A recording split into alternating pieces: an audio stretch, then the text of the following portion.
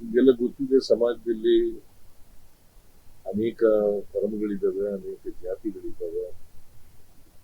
ನಮ್ಮಲ್ಲಿ ವೈರುಧ್ಯತೆ ಇದೆ, ಸಮಾಜದಲ್ಲಿ ವೈರುಧ್ಯತೆ ಇದೆ, ಮತ್ತೆ ಅಸಮಾನತೆ ಇದೆ. ಈ ವೈರುಧ್ಯತೆಯಿಂದ ಅಸಮಾನತೆ ಇದೆ.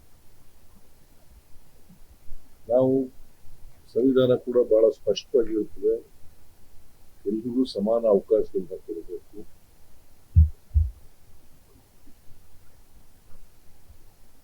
ಜೊತೆಗೆ ಸಾಮಾಜಿಕ ನ್ಯಾಯ ಎಲ್ರಿಗೂ ಕೂಡ ಒದಗಿಸಬೇಕು ಕೆಲಸ.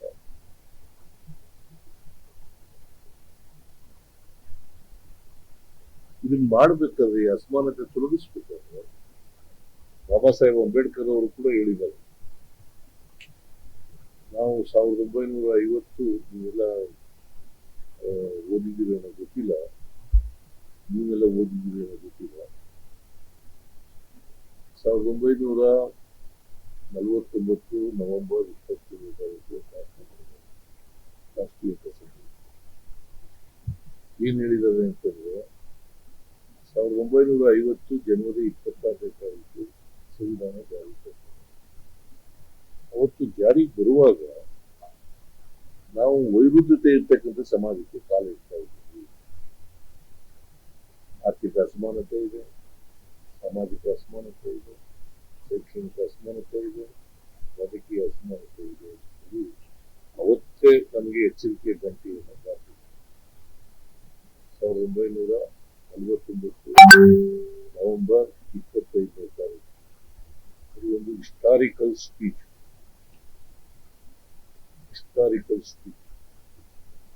ಅವತ್ತು ಏನ್ ಹೇಳಿದ್ದಾರೆ ಅಂತಂದ್ರೆ, ನಮ್ಮ ಸ್ವಾತಂತ್ರ್ಯ ಯಶಸ್ವಿ ಆಗ್ಬೇಕು, ಈ ಪ್ರಜಾಪ್ರಭುತ್ವದ ಉಳಿಬೇಕಾದ್ರೆ ಸ್ವಾತಂತ್ರ್ಯ ಯಶಸ್ವಿ ನಾವು ಅಸಮಾನತೆಯನ್ನು ತೊಲಗಿಸಲೇಬೇಕು.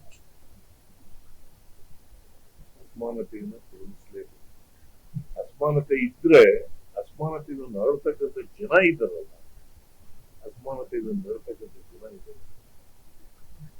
ಆ ಜನರು ಈ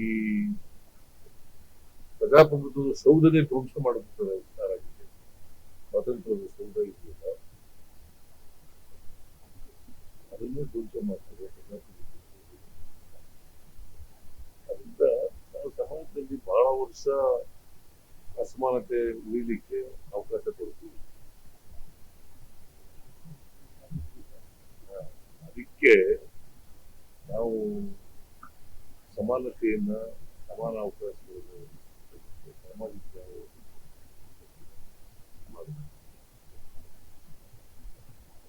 ಈಗ ಮಾಡ್ಲಿಕ್ಕೋಸ್ಕರ ನಮ್ಮ ಸಮಾಜದಲ್ಲಿ ಇರ್ತಕ್ಕಂಥ ಜನರಿದ್ದಾರಲ್ಲ, ಸುಮಾರು 7 ಕೋಟಿ, ಕರ್ನಾಟಕದಲ್ಲಿ 7 ಕೋಟಿ ಜನ ಇದೆ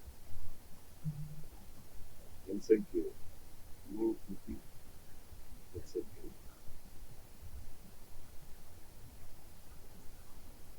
ಸುಮಾರು 2 ಕೋಟಿಯಷ್ಟು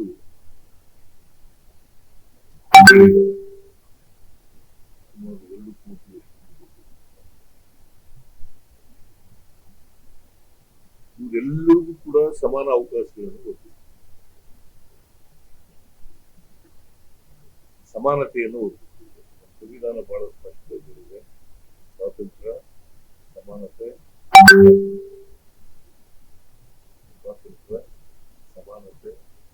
ರಾಜಕೀಯ. ಇದನ್ನ ಬಹಳ ಸ್ಪಷ್ಟವಾಗಿ ನಮ್ಮ ಸಂವಿಧಾನದಲ್ಲಿ ನಾವು ಸಂವಿಧಾನದಲ್ಲಿ.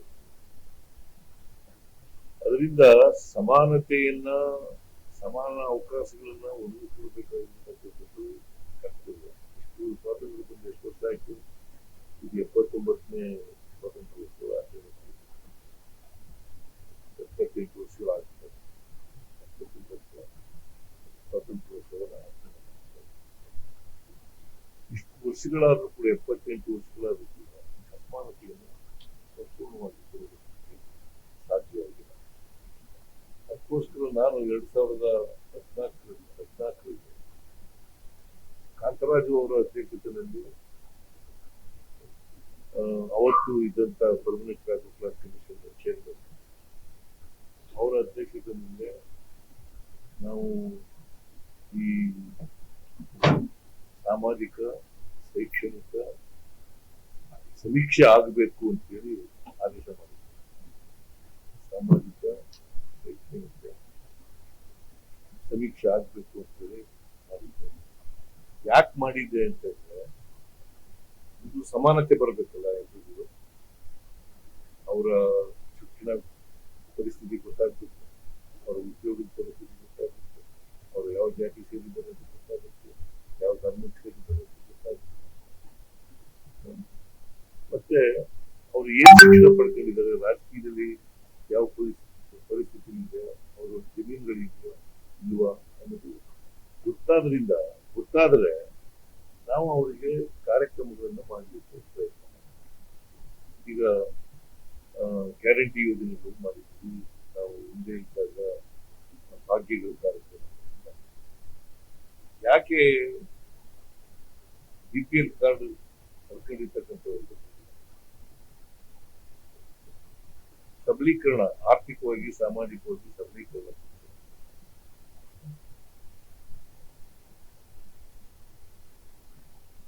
ಈ ಗ್ಯಾರಂಟಿ ಯೋಜನೆಗಳ ಮೂಲಕ ಅಸಮಾನತೆಯನ್ನು ಸ್ವಲ್ಪ ಮಟ್ಟಿಗೆ ಕಡಿಮೆ ಮಾಡಲಿಕ್ಕೆ ಪ್ರಯತ್ನ ಮಾಡ್ತಾರೆ. ಮತ್ತೆ ಭಾಗ್ಯಗಳ ಕಾರ್ಯಕ್ರಮದ ಮೂಲಕ ಸಮಾನತೆಯನ್ನು ಕೊಡ್ಲಿಕ್ಕೆ ಪ್ರಯತ್ನವನ್ನು ಮಾಡ್ತಾ ಇದ್ದಾರೆ. ಈ ರೀತಿ ಮಾಡ್ಬೇಕಾದ್ರೆ ಈಗ ಯಾವ ಜಾತಿ ಸೇರಿದರೆ, ಯಾವ ಧರ್ಮ ಸೇರಿದರೆ, ಅವಕಾಶಗಳಿಂದ ವಂಚಿತರಾಗಿರ್ತಕ್ಕಂಥ ಜನ ಯಾರಿದ್ದಾರೆ ಅವ್ರಿಗೆಲ್ಲರಿಗೂ ಕೂಡ ಅವರ ಶೈಕ್ಷಣಿಕ ಮತ್ತು ಸಾಮಾಜಿಕ ಪರಿಸ್ಥಿತಿ ಗೊತ್ತಾಗ್ಬೇಕಾದ್ರೆ ಕಾರ್ಯಕ್ರಮಗಳು ಮಾಡಬೇಕಾದ್ರೆ ಅವ್ರು ಗೊತ್ತಿಲ್ಲದೆ ನೀವು ಮಾಡಕ್ಕಾಗಲ್ಲ. ದತ್ತಾಂಶ ಗೊತ್ತಿರ್ಬೇಕು, ಯಾವ ಜಾತಿಯಲ್ಲಿ ಎಷ್ಟು ಜನ ಇದ್ದಾರೆ ಅಂತ ಗೊತ್ತಾಗಬೇಕು, ಅವ್ರು ಯಾವ ಧರ್ಮಕ್ಕೆ ಸೇರಿದ್ದಾರೆ ಅಂತ ಗೊತ್ತಾಗಬೇಕು, ಅವರ ಸಾಮಾಜಿಕ ಪರಿಸ್ಥಿತಿ ಏನಿದೆ ಅಂತ ಗೊತ್ತಾಗಬೇಕು, ಅವರ ಶೈಕ್ಷಣಿಕ ಪರಿಸ್ಥಿತಿ ಏನಿದೆ ಅಂತ ಗೊತ್ತಾಗಬೇಕು, ಮತ್ತೆ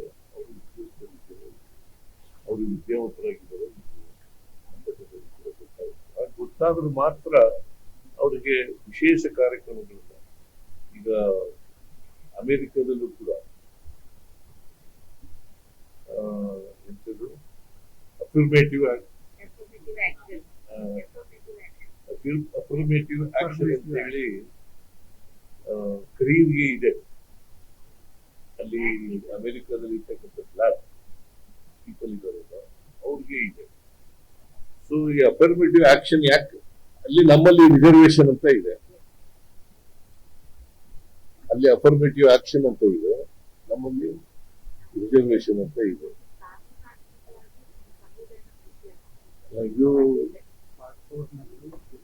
ಆಮೇಲೆ ನೀವು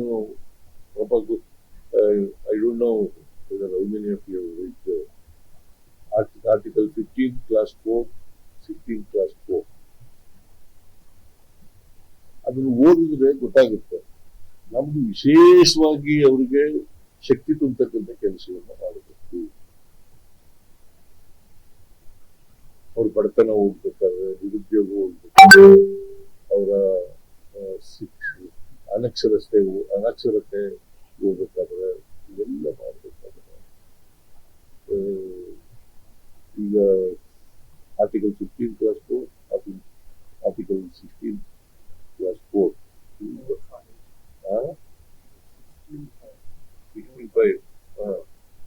5 ಈಗ ಮಾಡಿದ್ದಾರೆ.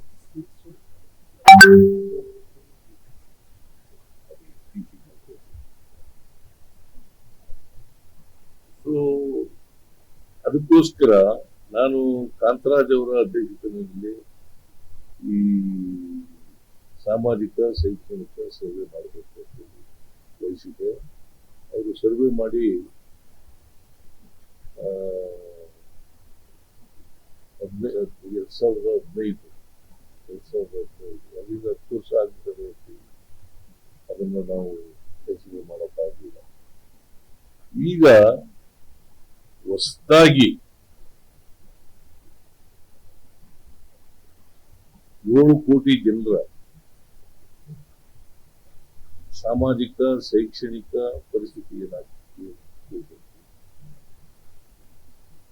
ಅದನ್ನ ತಿಳ್ಕೊಳ್ಳಿಕ್ಕೋಸ್ಕರವಾಗಿ ಈಗ Madhusudan Naik government bank class commission ಅಧ್ಯಕ್ಷರಾಗಿದ್ದಾರೆ.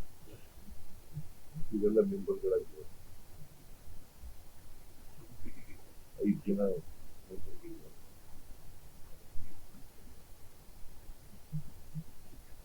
ಈ 5 ಜನ ಮೆಂಬರ್ಗಳು ಮತ್ತೆ government bank class commission Dayananda Dayananda ಬಿಟ್ಟಿರುವ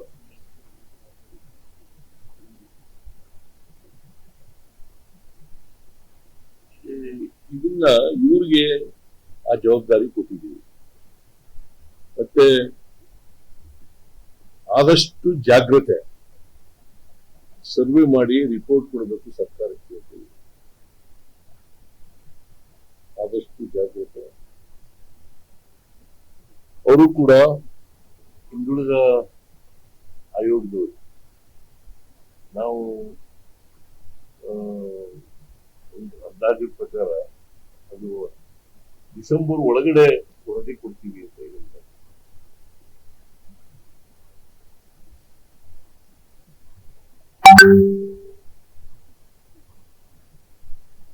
ಈ ಸಮೀಕ್ಷೆ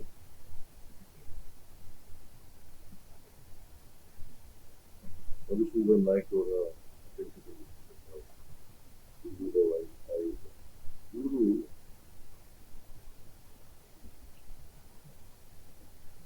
ಜಾತಿ ಗಣತಿಯನ್ನ ಆಮೇಲೆ ಸಮೀಕ್ಷೆಯನ್ನ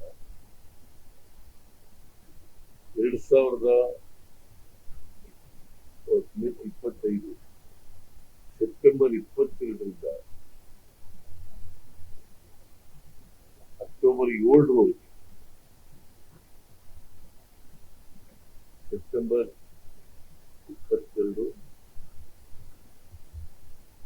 2025 ಅಲ್ಲಿಂದ ಅಕ್ಟೋಬರ್ 7ರವರೆಗೆ ಮುಗಿಸಬೇಕು ಅಂತ ಮಾಡ್ತಾರೆ. ಯಾಕೆಂತಂದ್ರೆ ಈ ಅವಧಿನಲ್ಲಿ ದಸರಾ ರಜೆ ಇದೆ.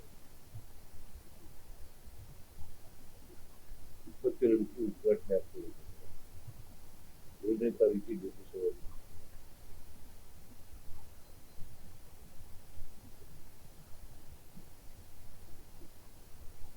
ಟೀಚರ್ಸ್ಗಳನ್ನ ನಾವು ಉಪಯೋಗಿಸಿಕೊಂಡು ಸರ್ವೆಗೆ ರಜಾ ಇರೋದ್ರಿಂದ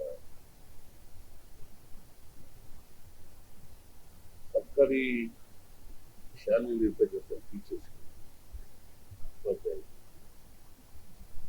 ಅವರನ್ನು ಸರ್ವೆ ಬಳಸತಕ್ಕಂಥದ್ದು ಸುಮಾರು 1,50,000 1,75,000 ಉಪಾಧ್ಯಾಯರುಗಳನ್ನ ಈ ಕೆಲಸಕ್ಕೆ ನೇಮಕ ಮಾಡಿ ಅವ್ರಿಗೆ ವಿಶೇಷ ಸುಮಾರು 20,000 ರೂಪಾಯಿವರೆಗೂ ಕೊಡ್ತೀವಿ ಅಂತ ಹೇಳಿ ಮಾಡ್ತಾ ಇದ್ದೀವಿ. ಇದೇ ಜಾಸ್ತಿ ಆಗ್ತಾ ಇರ್ತಕ್ಕಂಥದ್ದು. 20,000 ಮಾಡ್ತಾ ಇದ್ದೀವಿ. 1,75,000 ಟೀಚರ್ಸ್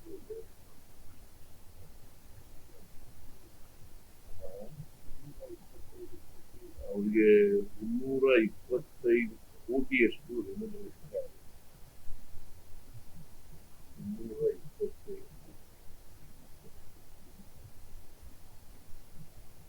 ಅದಕ್ಕೆ ಈಗ ನಾವು ತಾತ್ಕಾಲಿಕವಾಗಿ 420 ಕೋಟಿ ನಾವು ಸಾಲದೆ ಹೋದ್ರೆ ಮತ್ತೆ ಕೊಡ್ತೀವಿ. ಮರುಸರೀಕ್ಷೆಗೆ ಟೀಚರ್ಗಳದೇ 325 ಕೋಟಿ ಆಗುತ್ತೆ.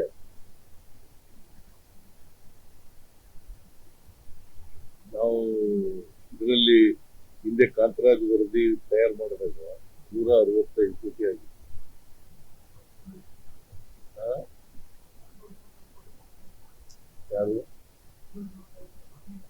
ನಾನು ಹೇಳ್ತಾ ಇರೋದು ಕೊಡ್ತಾ ಇದ್ದೀನಿ. ಅವ್ರು ಕೊಟ್ಟಷ್ಟೆಲ್ಲ ಬರೀ ಕೊಡಕ್ಕಾಗಲ್ಲ. ಈಗ 400 ಚಿಲ್ಲರೆ ಕೊಟ್ಟಿದ್ದೀವಿ, ಇದು ಉಳಿದ್ರೆ ಇನ್ನು ಬೇಕಾದ್ರೆ ಕೊಡ್ತೀವಿ.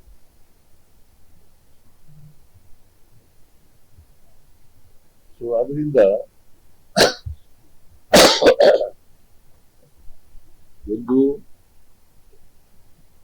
ಮಧುಸೂದನ್ ನಾಯ್ಕ ಅವರ ಕಮಿಟಿ, ಹಿಂದುಳಿದ ಆಯೋಗ ವೈಜ್ಞಾನಿಕವಾಗಿ ಸರ್ವೆ ಮಾಡಿದೆ. ಎರಡನೇದು